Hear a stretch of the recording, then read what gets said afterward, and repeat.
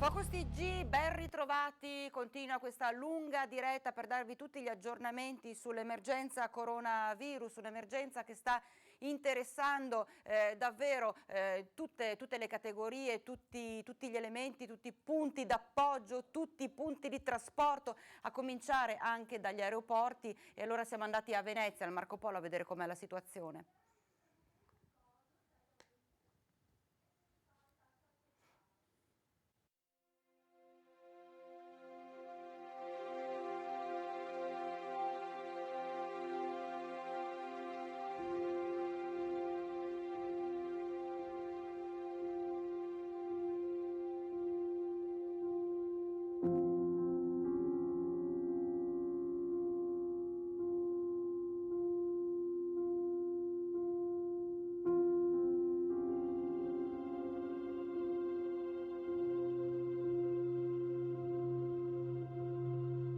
Se le strade e le piazze vuote, i bar chiusi e i negozi con le saracinesche abbassate suscitano tristezza, angoscia, senso di solitudine, le immagini spedite da un telespettatore dell'aeroporto Marco Polo completamente deserto sembrano quasi surreali.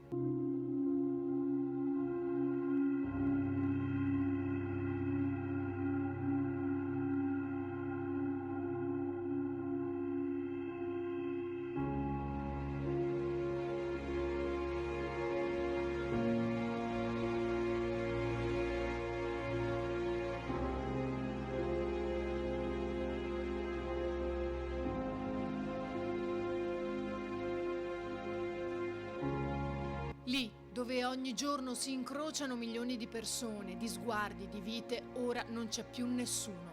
Nessuno prende un caffè prima di imbarcarsi, nessuno che addenta un panino perso nei suoi pensieri, nessuno si abbraccia per salutarsi.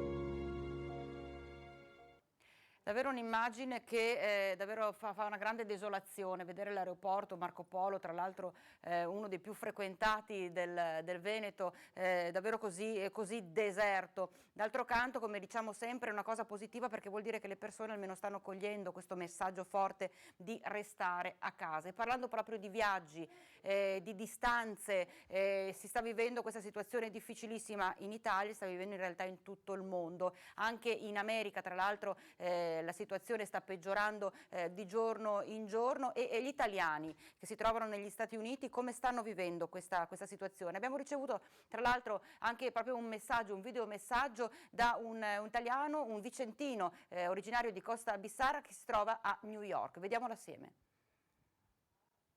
La situazione ovviamente per ora si può camminare in giro, si vede ancora abbastanza gente, secondo me non è ancora arrivato il messaggio completo della difficoltà che porterà, nonostante i governatori e il sindaco di New York, il governatore di New York, entrambi hanno una chiara visione dei rischi che ci sono. Qui la gente appunto è tranquilla, a parte ci sono file ovviamente ai supermercati e tutto, ci sono scaffali vuoti, soprattutto scaffali carta igienica, non si capisce perché. Carta igienica e generi alimentari, come ci mostrano le foto inviatici da Riccardo, sono i beni di prima necessità che stanno andando a ruba. Sospese le manifestazioni, gli spettacoli, i bar e i ristoranti chiusi, come mostrano i cartelli nelle foto. Chi può ed è organizzato ha incrementato le consegne a domicilio. A preoccupare però è l'aspetto sanitario. Anche solo andare a fare il test, qui è estremamente complicato coordinarsi e riuscire a ottenere i risultati.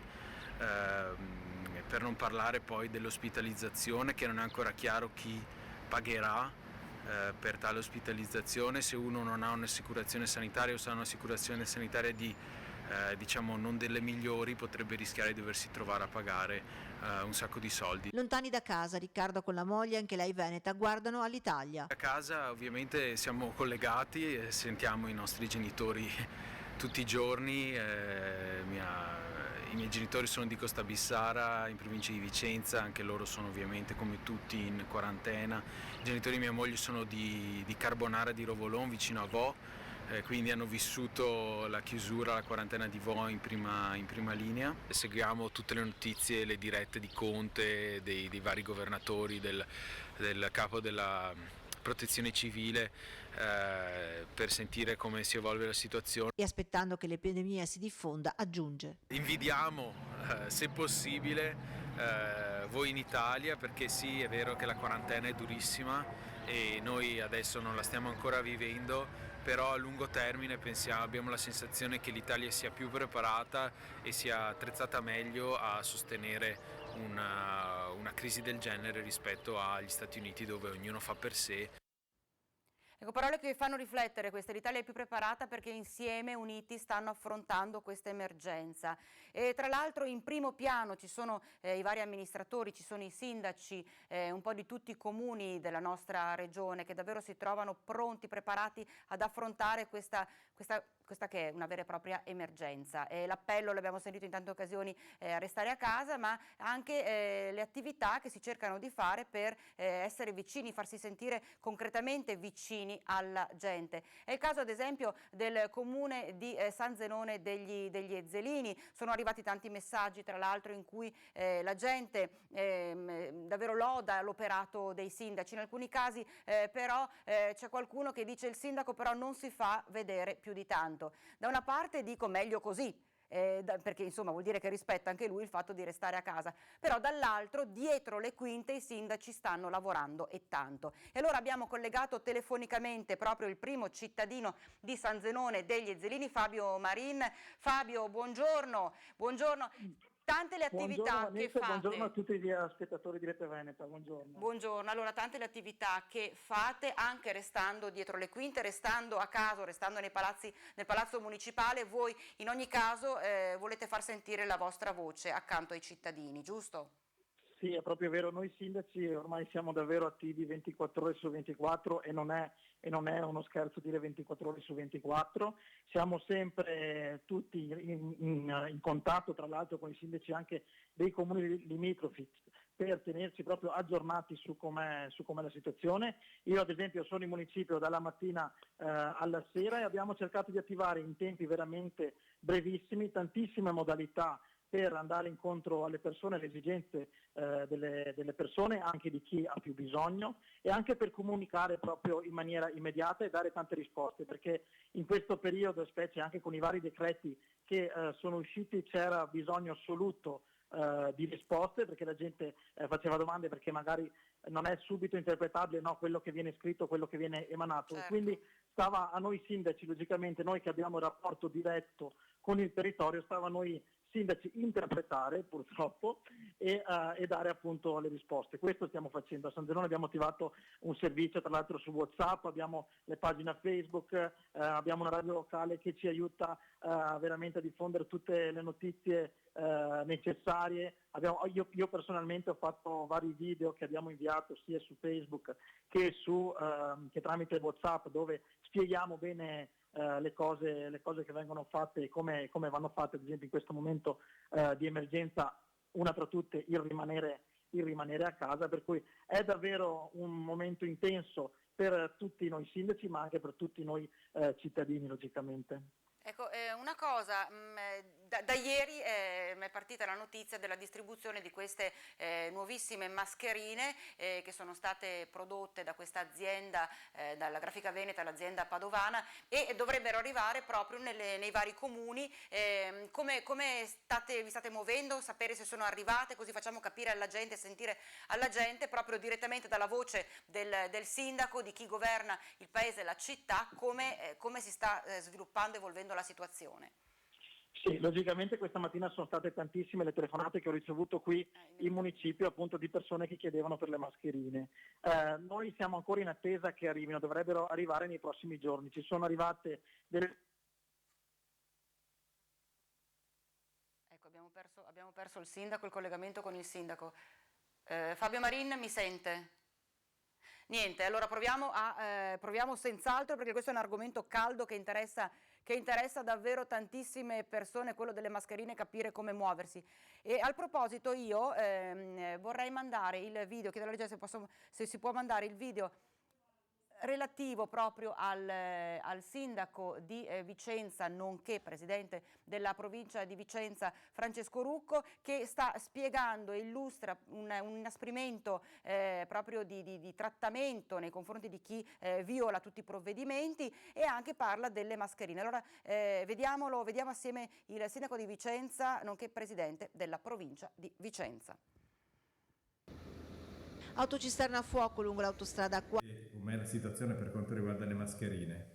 Abbiamo fatto naturalmente un rendiconto sull'attività dei servizi sociali, in particolare degli operatori, per un controllo del territorio. Abbiamo deciso una stretta ulteriore sui controlli da parte dei vigili, non ci saranno più scusanti, si va direttamente alle denunce penali ai sensi del 650, e in attesa che il governo stabilisca misure più restrittive è necessario che ci sia una stretta anche dei provvedimenti da parte nostra, quindi interverrò nelle prossime ore con dei provvedimenti restrittivi ulteriori. Per quanto riguarda le mascherine, in Comune di Vicenza non ne sono arrivate, fatte salvo quelle arrivate in protezione civile provinciale, che verranno distribuite per 20.000 volontari e operatori dei vari servizi sociali, polizie locali e chi insomma sta sulla strada a stretto contatto con le persone che possono risultare positive, e quindi in attesa di numeri più importanti e intanto distribuiamo questi ai volontari. Per quanto riguarda invece i controlli continuano, e soprattutto questa mattina lei ha fatto un sopralluogo per controllare i banchi alimentari dei mercati. Come ho detto poco fa, i controlli saranno ancora più stringenti. Abbiamo solo della polizia locale 6 pattuglie che girano per la città, oltre naturalmente a polizia, carabinieri ed esercito, e la stretta sarà importante. Abbiamo deciso di fare un sopralluogo al mercato in centro per quanto riguarda i banchi alimentari, gli unici autorizzati, che servono per approvvigionare le persone più anziane che hanno difficoltà o che comunque abitano in centro, hanno difficoltà a muoversi fuori dalle mura. E oggi i controlli sono stati positivi, nel senso che non ci sono assembramenti. Finché non ci sono violazioni di regole, i mercati alimentari rimangono. Se dovessero esserci delle violazioni, interverremo in maniera drastica e decisiva anche su quello. Infine, per quanto riguarda l'operazione di sanificazione di strade e marciapiedi, com'è la situazione? Abbiamo lanciato un progetto importante su tutta la città di Vicenza di sanificazione, con dei prodotti stabiliti e concordati con l'Ufficio Igiene e Sanità Pubblica dell'ospedale San Bortolo di Vicenza. Siamo partiti dal centro storico, ci occupiamo di marciapiedi e strade in particolare, naturalmente marciapiedi in primis dove circolano le persone. Lavoreremo adesso a cerchi concentrici e nelle prossime ore faremo tutti i quartieri fino all'estrema periferia. Non ci saranno vie che verranno tralasciate. Abbiamo visto il sindaco di Vicenza, nonché presidente della provincia, Francesco Rucco. Dovremmo essere riusciti a ricontattare il sindaco di San Zenone degli Ezzelini, Fabio Marin. Sindaco, si stava parlando, eccoci qua, rieccoci qua, si stava parlando della questione mascherine.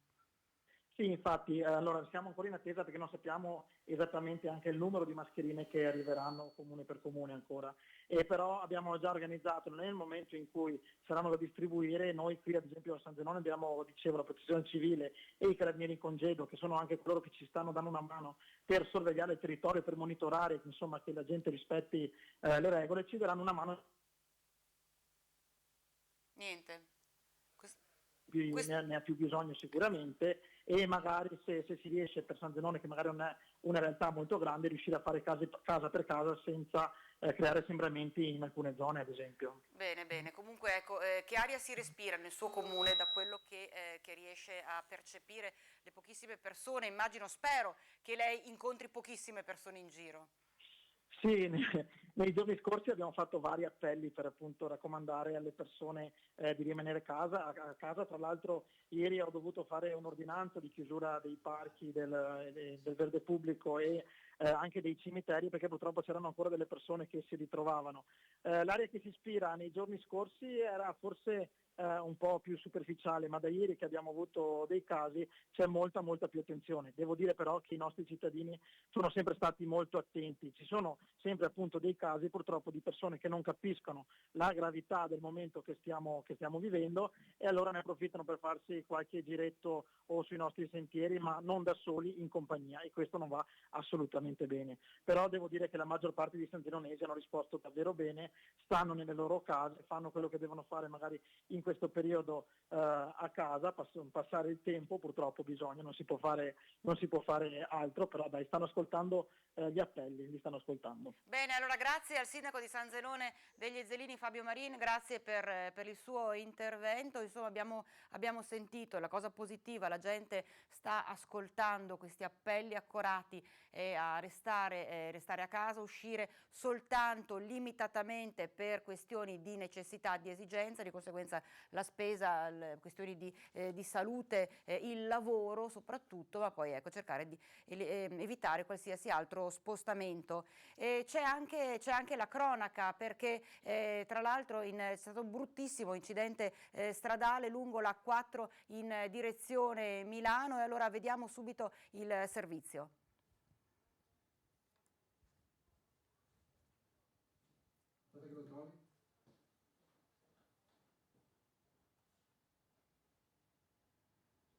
Che arriva da Vicenza in A4.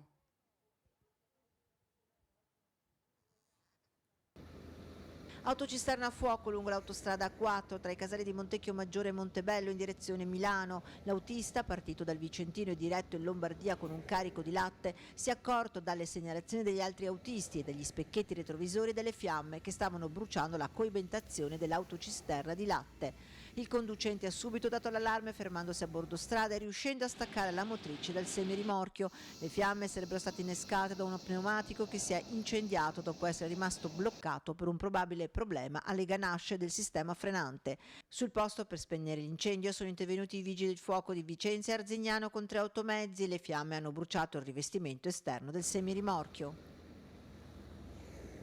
Ecco perché cerchiamo durante questo lungo aggiornamento sull'emergenza coronavirus, non possiamo non darvi anche notizia, ecco, di quanto accade quotidianamente anche sulle nostre strade. Di conseguenza non possiamo evitare di darvi, limitarci a non darvi appunto notizie anche che riguardano la cronaca. Si diceva poco fa anche assieme al sindaco di San Zenone Fabio Marin l'importanza e il ruolo che hanno anche i tanti volontari, a cominciare proprio dalla Protezione Civile, ma dalla Croce Rossa. Allora vediamo. In provincia di Treviso noi abbiamo più di 1000 volontari disponibili e tutti si stanno adoperando sul territorio per essere di supporto alla popolazione con quello che facevamo normalmente, che sono delle attività corredate al SUEM, al 118, e poi siamo di supporto alla popolazione e ai comuni per la distribuzione delle spese in alcuni casi, per le persone che non si possono muovere da casa, oppure la distribuzione di farmaci tramite Federfarma, che chi non può muoversi può chiamare il numero verde di Federfarma e poi ci attivano e noi facciamo la distribuzione sul territorio. Siete anche impegnati con le aziende? Siamo impegnati con le aziende, prima eravamo impegnati in aeroporto per la misurazione della temperatura per tutti i voli in entrata e ora siamo anche impegnati su alcune aziende per la misurazione della temperatura in modo da cercare di limitare gli accessi a persone che eventualmente abbiano incontrato il virus. Avete ricevuto tante richieste da parte delle aziende? Abbiamo numerose richieste da parte delle aziende di supporto, ci stiamo impegnando al massimo, i nostri volontari si stanno impegnando al massimo, dando la massima disponibilità. Certo che non siamo sicuramente sufficienti per coprire tutte le necessità, ma cerchiamo di dare supporto il più possibile. Servirebbero nuovi volontari quindi? Servirebbero nuovi volontari e sempre servirebbero volontari anche per il periodo di pace, perché c'è molto bisogno di volontariato. Croce Rossa al momento si sta impegnando con tutte le sue forze e tutti i suoi fondi per essere di supporto alla popolazione. però i fondi non sono infiniti e abbiamo bisogno di un aiuto, abbiamo bisogno che i nostri imprenditori ci supportino in quello che stiamo facendo. Noi abbiamo delle ripercussioni perché attività che ci portavano delle entrate, che potevano essere delle attività sportive o di trasporti, al momento sono tutte sospese a data da destinarsi, e quindi quello che ci poteva dare la possibilità di avere dei fondi da reinvestire sul territorio, perché tutto viene reinvestito e ci dà la possibilità di essere a servizio del cittadino, al momento ci limita molto nelle potenzialità. Ecco, quindi l'appello è quello di donare alla Croce Rossa. L'appello sì, è di cercare di venirci incontro e di sostenerci in questa nostra battaglia, in questo nostro applicarci al lavoro che c'è bisogno di fare. Ringrazio tutti i volontari che si stanno applicando dalla mattina all'alba fino alla sera con profondo senso del dovere e della abnegazione a quello che stanno facendo, e non finirò mai di ringraziarli perché sono la nostra fonte e sono indispensabili al nostro territorio. Abbiamo sentito davvero il ruolo fondamentale di tantissime persone che si mettono a disposizione del prossimo. Dovremmo essere riusciti a raggiungere anche telefonicamente la nostra invece Gabriella Basso, la nostra collega Gabriella Basso da Vicenza, perché il sindaco Rucco poco fa ha parlato dell'inasprimento di tante azioni per cercare di limitare al massimo il contagio. Continuano però in maniera serrata anche tutti i controlli da parte delle forze dell'ordine. Gabriella, giusto?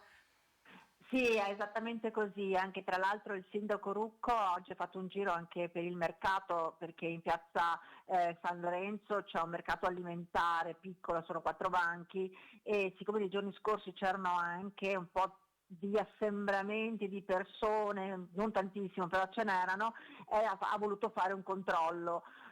Però fortunatamente nella giornata di oggi non c'era tantissima gente, perché i vicentini hanno capito il messaggio lanciato sia dal proprio sindaco, cioè da Francesco Rucco, che dal governatore del Veneto Luca Zaia. Ci sono assembramenti ancora purtroppo soprattutto vicino a quelli che sono i negozi di alimentari etnici. I nostri telespettatori in queste ore ci stanno mandando anche delle foto di questa situazione. Nel frattempo i carabinieri, polizia e vigili urbani, ovviamente polizia municipale, continuano a fare controlli su controlli, perché per esempio i carabinieri battono a tappeto i paesi della provincia, dal Bettone, Altavilla Vicentina, Camisano Vicentino, Ligo, Sossano. Sono 13 le persone che sono state denunciate. E tra l'altro ovviamente ecco le solite scuse sì, poi che vengono accampate, è vero, un po' come ieri la situazione. Beh, ma addirittura c'è chi semplicemente, banalmente, ha dato come giustificazione che era salito sul piazzale della Vittoria a Monteverico per ammirare il panorama. Quindi non è certo una di quelle motivazioni per cui il decreto del governo consente l'uscita da casa, cioè il lavoro piuttosto che la salute, piuttosto che accudire una persona anziana o malata. Oppure c'è anche il caso, per esempio, di una coppia che stava rientrando dopo che aveva svolto dei lavori agricoli in appezzamenti vicino al proprio comune, ma era in un altro comune e aveva fatto anche la spesa. O c'è chi semplicemente esce per consumare alcolici. Certo. Oppure, come è successo a Thiene, che c'è chi ha come scusa la nonna, che deve andare a trovare la nonna. Peccato che poi a controllo la verifica è che la nonna era già defunta da 20 anni. Ecco, a proposito, ti blocco un attimo Gabriele, a proposito, dopo il tuo intervento avremo anche il modo di sentire lo stesso sindaco di Thiene che ci racconta un po' questa situazione. Vai pure avanti, raccontaci un po' questa cosa assurda che sta accadendo. Sì, la cosa assurda è che la gente fa fatica, cioè alcune persone forse non è che hanno preso sotto gamba il decreto, le richieste dei sindaci di stare a casa, ma diventa difficile tante volte rimanere proprio nella propria abitazione, e infatti per questo adesso la decisione anche di limitare le passeggiate o di chiudere i supermercati il fine settimana. Gente che esce per andare a raccogliere buscandoli nei campi, per esempio, o addirittura chi semplicemente esce, fa una passeggiata, si ferma sui plateatici, sui tavoli, le sedie che sono fuori dai bar chiusi, questo succede sempre a Thiene, e si mette lì a prendere il sole, sta lì tranquillo, pensando che sono da solo, posso stare fuori, non ho contatti con altre persone, quindi posso stare fuori. Ma non è così, il decreto è molto chiaro al riguardo, quindi sono sanzioni e soprattutto la gente non capisce che sono anche sanzioni penali e non ne ha proprio coscienza ancora. Ecco, lo stesso Rucco appunto ha detto, ha parlato di questo inasprimento che farà assolutamente nella città, pur rispettando le direttive e pur attendendo anche ulteriori magari inasprimenti di pene da parte del governo, però lui stesso prenderà la decisione di inasprire parecchio controlli e misure. Sì, infatti, perché ovviamente la questione è semplice, la gente non ha capito che in realtà il reato che si può configurare ulteriormente nel caso in cui ci sia dolo, la colpa, cioè la coscienza che si sta facendo una cosa sbagliata, è che diventa un reato molto più pesante, insomma, certo. Perché si parla di contagio, si parla di epidemia, e quindi diventa anche più complicato poi ovviamente per tutti gli altri uscire. Se ognuno mantenesse il proprio comportamento, fosse in grado di limitare le proprie uscite, questo va a vantaggio di tutti quanti, perché si evita appunto la continuazione del contagio. Situazione mascherine lì a Vicenza? Allora, al momento non sono ancora arrivate e comunque quelle che sono presenti sono state date a tutto quello che è il personale della protezione civile, il personale della polizia, quelli che sono appunto a contatto con la gente. Quelle nuove che dovrebbero arrivare dalla regione grazie al genio appunto dell'imprenditore trevigiano, anzi padovano, di Grafica Veneta, dovrebbero arrivare nei prossimi giorni. Il problema è che ovviamente sono 2 milioni di mascherini, come diceva lo stesso governatore, i veneti sono 5 milioni. Vicenza ha già 100.000 abitanti, più di 100.000 abitanti, e le mascherine al momento che dovrebbero arrivare, secondo le notizie non ancora confermate ovviamente, ma si parla di 20.000 mascherine, è chiaro che non sono tantissime, però è già un passo in avanti, ecco. Indubbiamente. Allora io ringrazio Gabriella Basso per il suo intervento, perché davvero ci porta almeno a capire un po' com'è la situazione anche a Vicenza. Si parlava poco fa di Thiene, di quelle persone che sono state fermate nel tienese, quello che ha detto vado a trovare la nonna, peccato che la nonna fosse morta da diverso tempo, e le persone che invece vanno a passeggiare si fermano sui plateatici dei bar chiusi, pensando di poterlo fare ugualmente. Allora, proprio su queste questioni è intervenuto il sindaco di Thiene Samperi. Sentiamolo.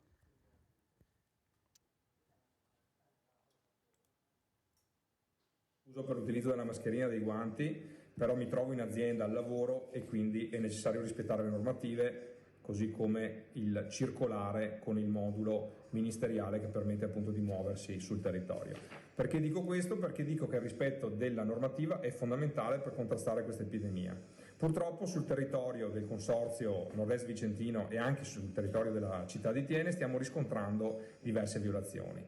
In questi ultimi giorni sono state circa 8 sul territorio di Thiene, che comportano una denuncia penale. La cosa che fa più male, che fa anche più arrabbiare, sono le scuse che le persone fermate accampano per giustificare la loro presenza all'esterno. Solo per farvi qualche esempio, abbiamo sentito dire di persone che andavano a trovare la nonna e poi alla verifica puntuale la nonna era morta da tempo, persone che erano nel campo a raccogliere buscandoli, altre persone che si sedevano sui tavolini, in questo in centro a Thiene, dei plateatici, dei bar chiusi e si godevano le belle giornate. Sono cose incredibili che non hanno ragione di essere. Voglio ricordare a tutti che la violazione normativa comporta delle sanzioni gravi, una denuncia penale non è uno scherzo, comporta l'obbligo di trovarsi un avvocato con costi e conseguenze che sono molto, molto serie. Per cui l'appello e l'invito che facciamo a tutta la cittadinanza è quella di stare a casa e, quando non è possibile stare a casa,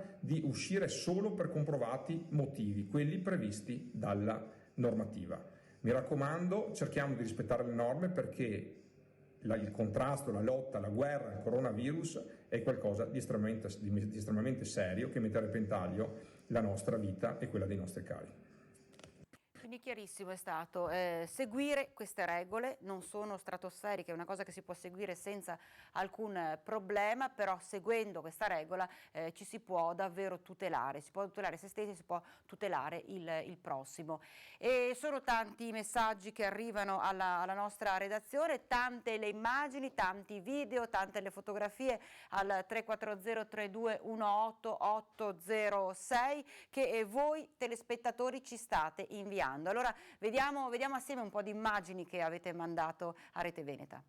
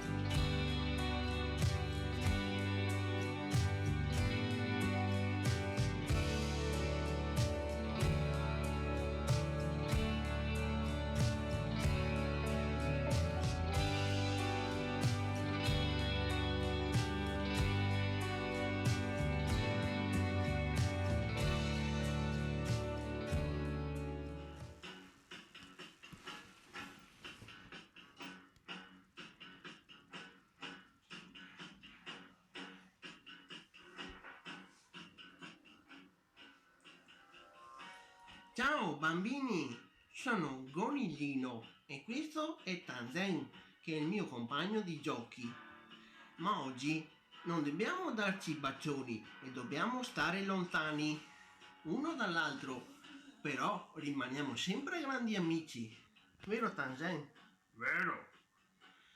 E mi raccomando bambini, io l'ho legato a Tanzen perché lui è un monello che vuole sempre andare in giro e non fa mai i compiti. Invece voi dovete fare i compiti perché i vostri maestre e maestri vi vogliono bene e vogliono che diventiate intelligenti. E poi giocate e divertitevi, ma seguite le regole che vi dicono i vostri genitori. Lavatevi spesso le mani e dite anche ai vostri genitori, vero Tanzen? Di non fare spese super grandi, perché sennò mancano gli alimenti a chi viene dopo. Mi raccomando bambini, ricordate, andrà tutto bene.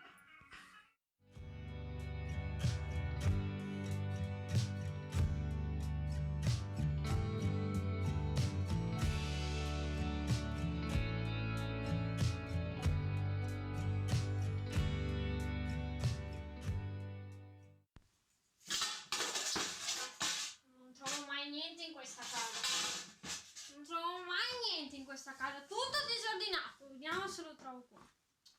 Oh no, le mutande non mi servono, il microfono no, un palloncino no, niente palloncino non mi serve, le bolle.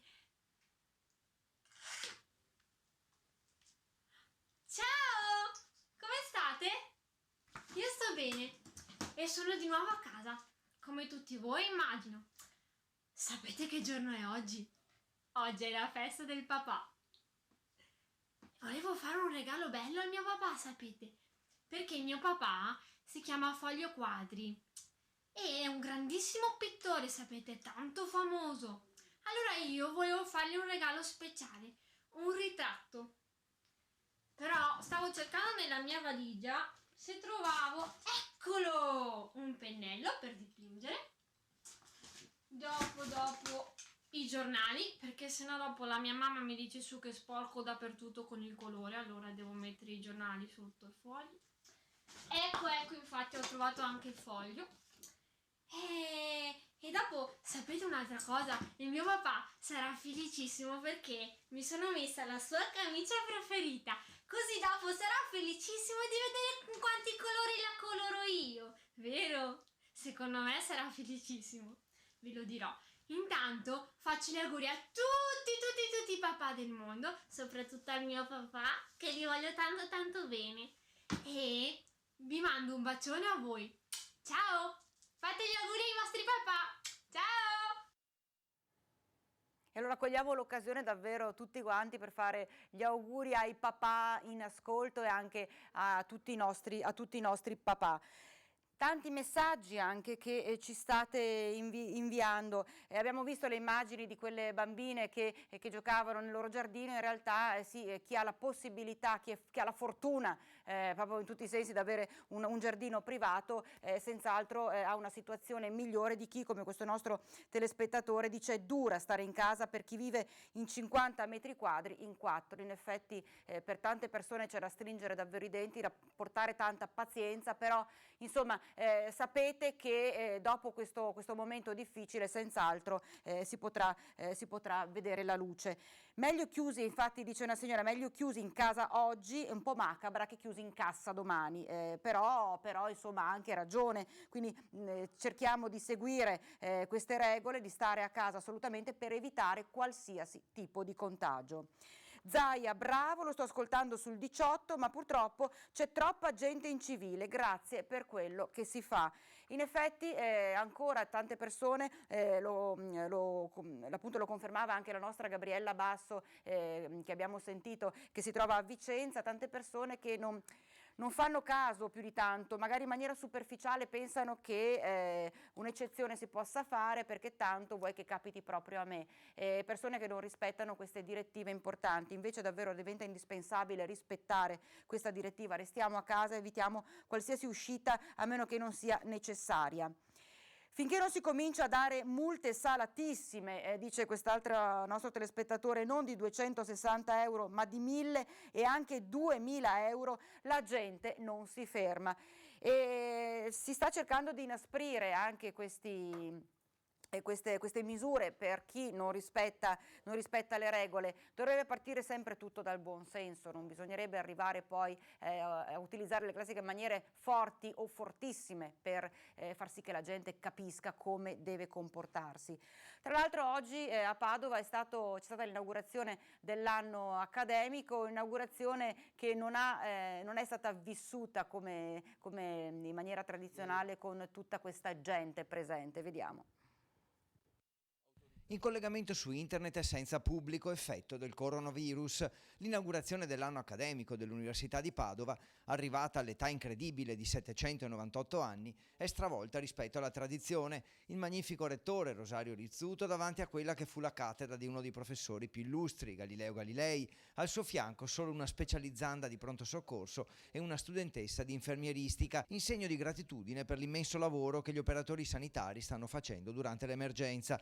In collegamento invece gli interventi delle autorità, in particolare quelli del ministro Gaetano Manfredi e del presidente del Senato Elisabetta Alberti Casellati. Lo studio svolto sulla comunità di Vouganeo dall'Università in collaborazione con la Regione Veneto e la Croce Rossa si è rivelata determinante per fornire alla scienza e anche alle autorità strumenti preziosi per il controllo dell'emergenza Covid-19. Una ricerca, quella effettuata a Vo, che avrà ripercussioni positive e applicazioni in tutto il mondo, un contributo che mette ancora una volta i ricercatori padovani in evidenza a livello internazionale, una vocazione internazionale sottolineata dal rettore Rizzuto. Attorno alla cattedra di Galileo, l'effigie dei 40 studiosi stranieri sono l'emblema della vocazione internazionale del nostro Ateneo. Il rettore è preoccupato per le restrizioni alla circolazione imposte da numerosi paesi, un ostacolo allo scambio dei giovani e delle loro idee. In particolare la laurea abilitante in medicina, con i laureati già operativi come disposto dal governo in queste ore, è una misura molto forte, ma i ragazzi che escono dalle nostre lauree hanno una preparazione solida, afferma Rizzuto. Specializzandi e studenti sono i nostri ragazzi del 99, meritano un riconoscimento, e poi la ricerca e la scienza vanno riconosciute come uniche fonti affidabili. E alla medicina, le cui nozioni consolidate nel recente passato sono state messe in dubbio da suggestioni pseudoscientifiche, affidiamo la speranza di uscire presto dall'emergenza sanitaria dell'infezione da coronavirus. E anche i trasporti si stanno impegnando per cercare di venire incontro alle categorie più a rischio, ai lavoratori, ai sanitari soprattutto, che si trovano quotidianamente ad entrare in contatto con persone che possono essere infette. Allora, al fine di agevolare il già difficile lavoro che in questo momento caratterizza il personale ospedaliero, si legge in una nota che è appena arrivata in redazione, Bus Italia Veneto, assieme alle amministrazioni comunali e alle province di Padova e Rovigo, ha deciso di consentire la libera circolazione gratuita a tutti gli operatori sanitari che si recano presso le strutture ospedaliere servite dalle linee di Bus Italia Veneto nell'ambito dell'intero bacino di suo interesse. Questa disposizione interessa tutte le strutture ospedaliere pubbliche e avrà durata fino al termine dell'emergenza. Gli operatori in transito su una delle linee interessate basterà, appunto spiegano, mostrare al controllore il proprio tesserino di riconoscimento che viene rilasciato proprio dall'azienda ospedaliera. Di conseguenza davvero c'è una mobilitazione di massa da parte di tantissimi enti, tantissime realtà per cercare insieme di affrontare questo periodo di emergenza difficilissimo. E tra l'altro è arrivata proprio una delegazione di medici cinesi, è arrivata a Padova, ha portato respiratori, mascherine e soprattutto ha portato la loro esperienza per cercare di capire assieme anche ai ricercatori padovani come affrontare questo momento.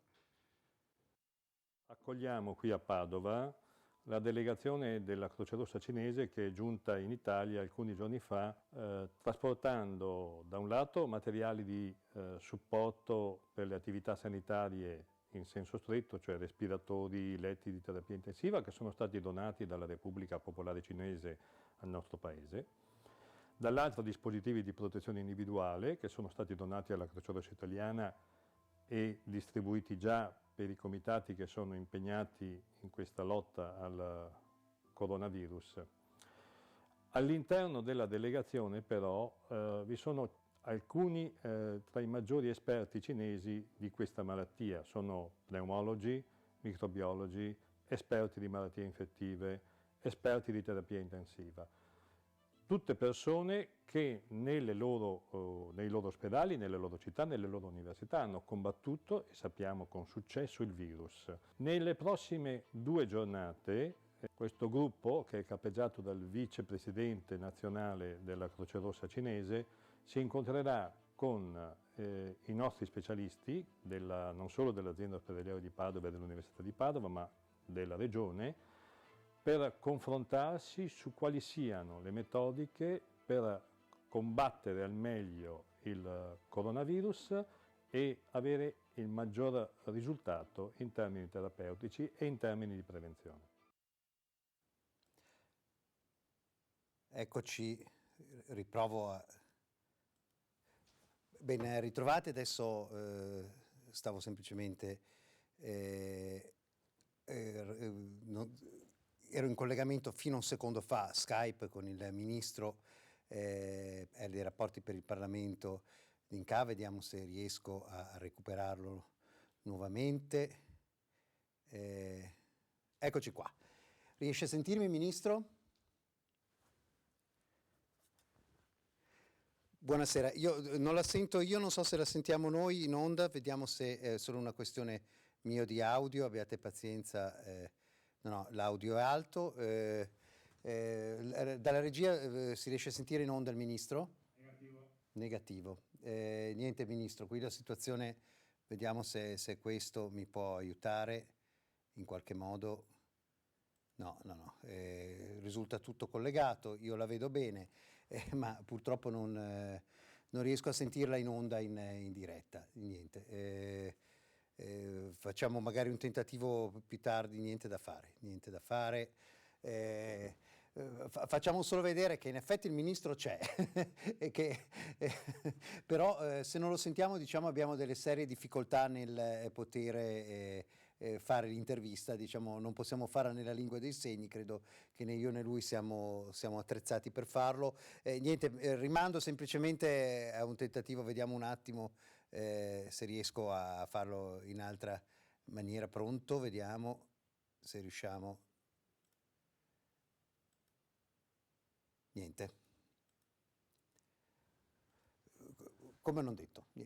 Allora, noi andiamo avanti con la nostra diretta. Il prossimo servizio, chiedo solo alla regia tutti quelli che sono gli atti del coronavirus per quanto riguarda il comune di Cassola.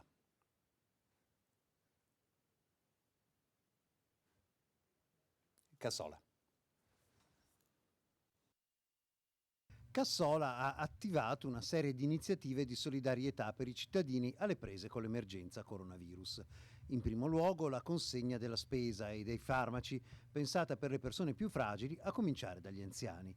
Il numero a cui richiedere questo servizio è il 334 18 32 415, premurandosi di avvisare telefonicamente il negozio prescelto.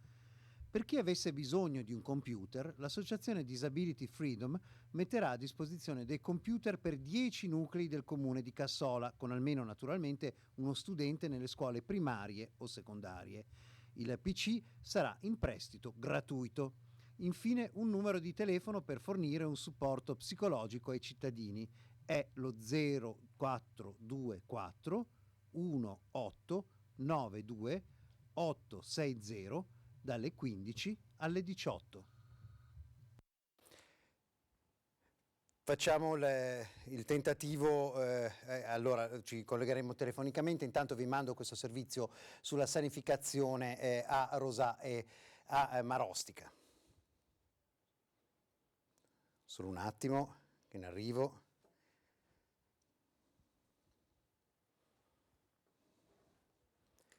Intanto vi dico che alcune ditte che lavorano con contanti stanno inviando email dove tranquillizzano a riguardo la contaminazione del denaro. La Banca d'Italia conosce gli studi fatti dagli americani, insomma dovete lavarvi le mani, non c'è molta altra soluzione da questo punto di vista. Ecco il servizio. Sono partite le operazioni di sanificazione delle strade del Bassanese. Il comune di Marostica ha dato il via alla pulizia di strade e piazze, anche ai piedi del castello inferiore illuminato dal tricolore, in segno di vicinanza a chi è in prima linea per combattere il coronavirus. La sanificazione delle strade è partita lunedì notte. Proseguirà per parecchi giorni e potrei dire anche per parecchie, probabilmente anche settimane, perché il territorio è grande e intendiamo, ove possibile, cercare di fare un passaggio accurato. Al momento è stato fatto il punto di maggior flusso, con maggior flusso di persone, quindi di traffico, sia pedonale che veicolare, per quanto riguarda appunto il centro storico, i portici e tutte le aree adiacenti appunto alle mura. La pulizia e la sanificazione delle strade è iniziata anche a Rosà. Abbiamo iniziato già da stamattina la sanificazione delle strade. Abbiamo un mezzo che ha sanificato la parte centrale delle strade, quelle più grosse, e dei dipendenti comunali che con un mezzo molto più piccolo va a toccare e sanificare i punti più stretti, i punti più delicati. Per cui un intervento fatto a favore della cittadinanza, ma importante e imperativo in questo momento di rimanere a casa.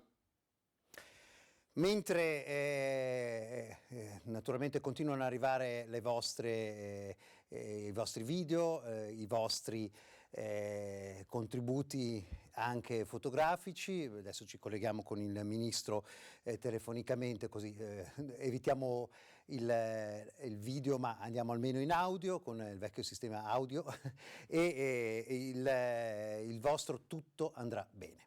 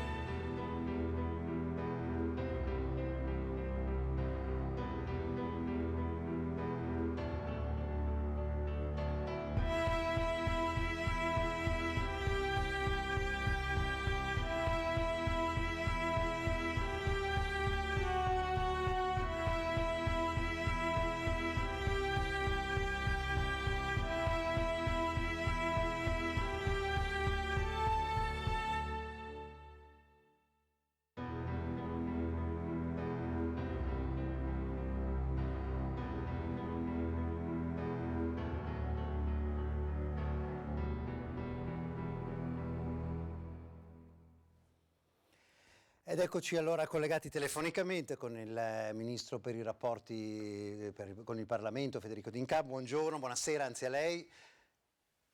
A voi un saluto, grazie per questo invito. Allora, lei ha un ruolo chiave nel proprio collegamento tra le richieste delle regioni, di tutte le regioni naturalmente, ma le regioni più colpite in particolare, e quelle che sono, diciamo, le decisioni centralizzate che deve prendere il governo in un'emergenza nazionale del genere. Ha sentito anche oggi il governatore Luca Zaia insistere molto per sensibilizzare il governo a inasprire ulteriormente le misure di contenimento, diciamo così, delle persone in casa, visto che molti continuano ad uscire. Il governo ha intenzione di prendere questa decisione in tempi rapidi? È chiaro che stiamo facendo le verifiche attraverso il Ministero degli Interni, attraverso anche le indicazioni dei presidenti delle regioni, sul numero di persone che ancora fanno dell'attività esterna, passeggiate, corse, camminate, e non rispettano quelle poche regole che abbiamo indicato, che sono fondamentali e importantissimi di precauzione per poter arginare l'epidemia di coronavirus. In queste ore stiamo appunto facendo queste verifiche e, se serve, inesprimeremo ancora di più le indicazioni finora date. Dispiace che dobbiamo prendere ulteriori misure, quando invece basterebbe che l'etica e il comportamento saggio di ogni concittadino, che è della gran parte in questo momento, perché ripeto, gran parte delle persone nel nostro paese, una cifra altissima, si sta comportando con le dovute cautele, e vi è una piccola parte che invece crede di poter essere tra l'immortale e l'invincibile.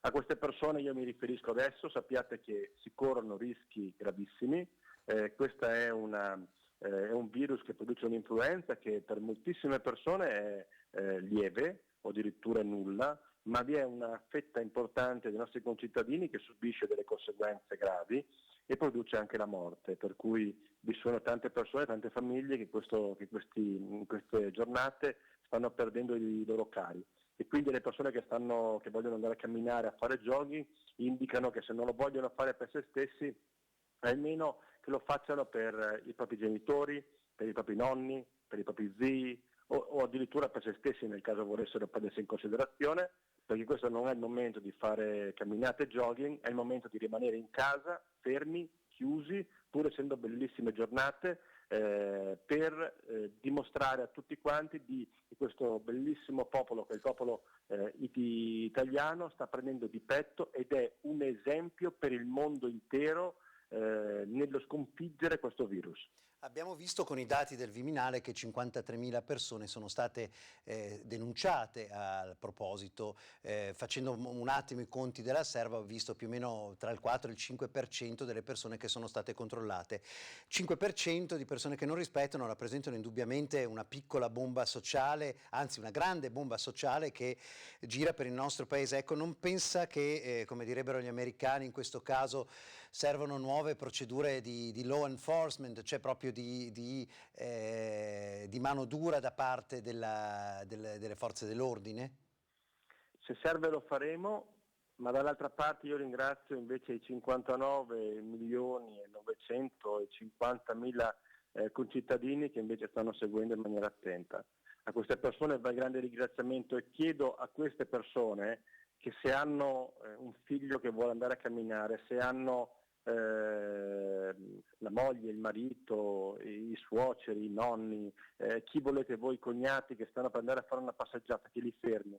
Dovete tutti quanti essere voi nelle vostre famiglie anche un po' poliziotti, un po' vigili, perché è chiaro che noi non abbiamo un militare, un poliziotto, un vigile per ogni nostro concittadino, non ce l'abbiamo tutte queste persone.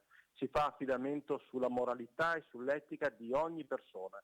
Le persone devono rimanere in casa, ve lo chiediamo, vi preghiamo di farlo per il vostro bene, diversamente prenderemo ulteriori misure, ma tocca ad ogni singolo nostro concittadino prendersi questa grandissima responsabilità, la responsabilità della salute pubblica di tutti, perché prevenire è meglio che curare. Ce l'hanno insegnato fin da bambini, ma ancora oggi è più importante, perché il virus è minuscolo, non si vede, entra con delle piccolissime particelle di saliva o di altri liquidi da un corpo all'altro e dopodiché all'interno, se una persona è sfortunata, provoca quella polmonite che ti porta poi nelle terapie intensive. L'avete visto tutti quanti i nostri medici quanta fatica stanno facendo in queste ore, i nostri infermieri, il personale sanitario dei laboratori, per riuscire ad affrontare questa forma di polmonite gravissima. Se non lo fate, fatelo per loro, fatelo per i nostri medici.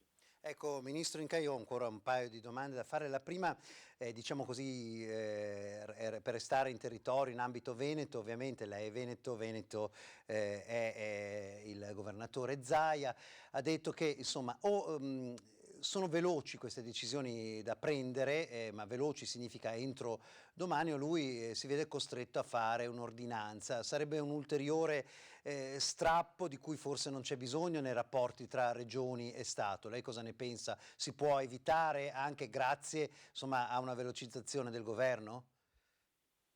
Io credo di rispondere in maniera corretta, ed è sotto gli occhi di tutti che questo governo ha avuto le risposte in assoluto più veloci in tutto il mondo. Noi siamo l'esempio per tutta l'Europa, per l'America, per tantissimi stati che in questo momento iniziano a subire un dramma simile al nostro.